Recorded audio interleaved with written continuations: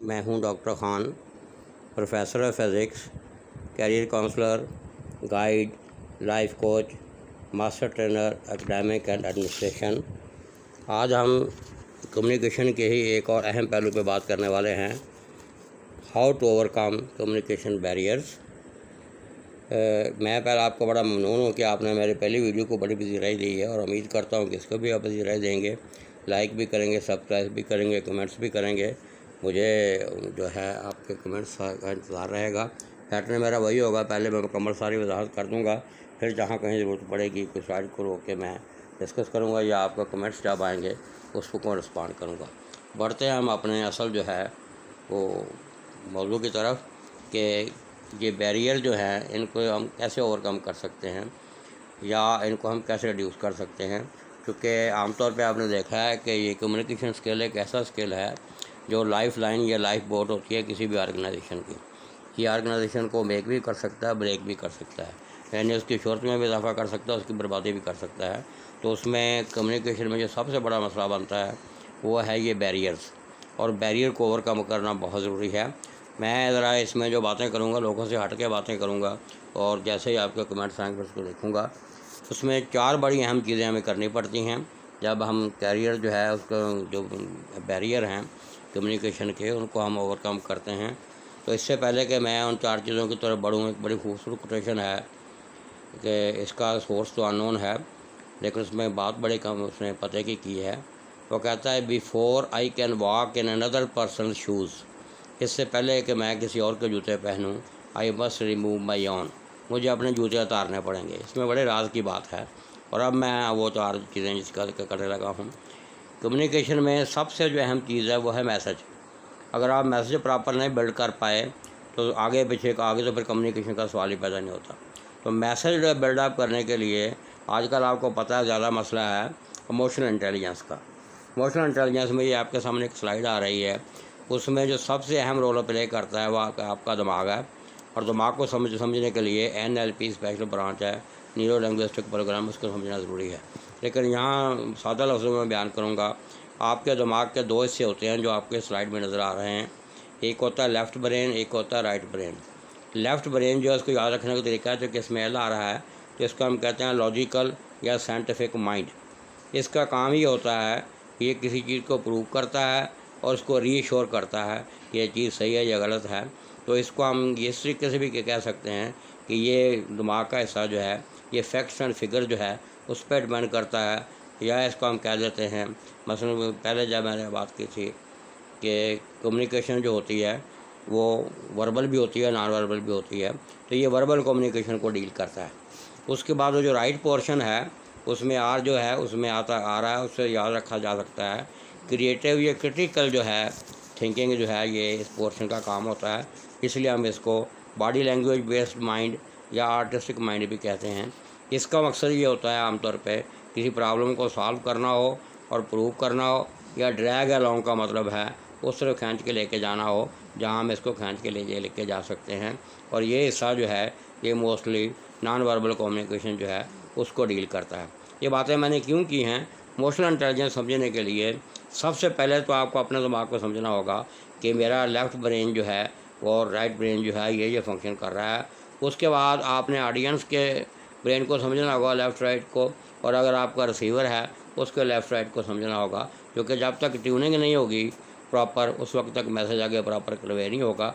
तो अगर आप ये प्रॉपर ट्यूनिंग कर लेंगे यानी प्रॉपर आपका मैसेज बिल्डअप हो जाएगा, तो फिर हम करेंगे क्या, ये उसको हम कहते हैं माइंड मेकअप या माइंड मैपिंग या माइंड मैसेजिंग जो मैं बात कर रहा हूँ। तो हम करेंगे क्या, प्रॉमिस करेंगे पहले अपने आप से कि मैंने मैसेज को ऐसे बिल्डअप करना है जैसे मैं दूसरों के बारे में सोच रहा हूँ, उसके ऊपर प्रूव करेंगे मैंने बिल्डअप कर दिया है। फिर हम उसको ड्रैग अलाउंग करेंगे और रीश्योर करेंगे कि सेंटर की तरफ जो मैंने ड्रैग अलाउंग किया था क्या वो उसको ऐसे ही पहुँचा जैसे हम पहुँचाना चाह रहा था। तो फीडबैक से हमें कन्फर्म हो जाए कि बिल्कुल ठीक है। इसको हम कहते हैं विन द गेम स्ट्रेटजी। और आपने गेम विन कैसे करनी है, आपने लेफ़्ट राइट को एडजस्ट करना ब्रेन को, और उसको आपने ट्यून कर देना है टूवर्ड ऑडियंस। इसका सादा तरीका यह है कि आप अपने 3 बॉडी के हिस्सों के अहम हिस्सों को कंट्रोल करेंगे, उसकी मदद से फिर ऑडियंस और बाकी रिसीवर जो उसके बॉडी से कंट्रोल करेंगे, और उनका यही फंक्शन होगा जिसकी मैंने बात की है। वो 3 हिस्से कौन से हैं, उसको हम कहते हैं 3H। हेड है, हार्ट है और हैंड्स हैं। हेड और हार्ट का काम होता है कि प्रॉमिस और प्रूव करे, और हैंड्स जो हैं उनका काम होता है ड्रैग अलॉन्ग एंड रीएश्योर।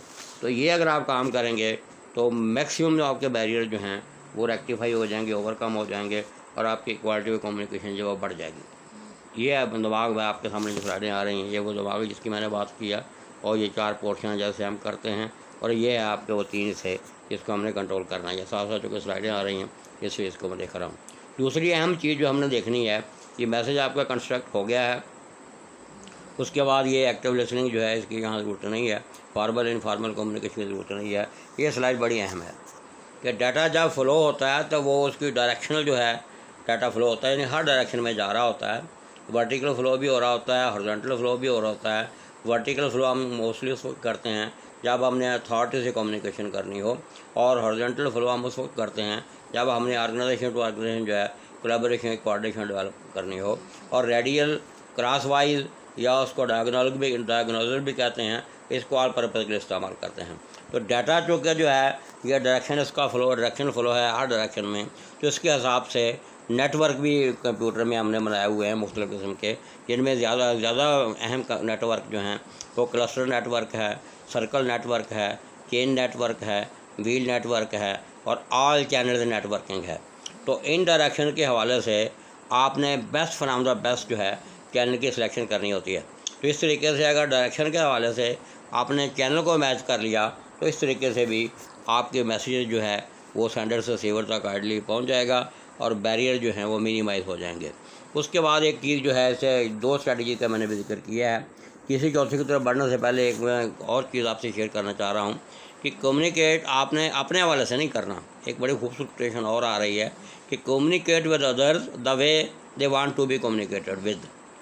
आपने जिनको बताना है आपने उनका ख्याल रखना है, क्योंकि वो ज़्यादा ज़रूरी हैं, यानी रिसीवर ज़्यादा ज़रूरी है। आपको तो पता ही है अपना, तो रिसीवर को समझ के उससे मैचिंग मैचिंग करनी है। तो कम्युनिकेशन उस सूरत में आइडियल मुमकिन होगी जब आप उसको समझेंगे जिसके साथ आपने कम्युनिकेट करनी है। वो ऑडियंस भी हो सकते हैं, रिसीवर भी हो सकते हैं, कोई ऑर्गेनाइजेशन ट्रैक भी हो सकती है।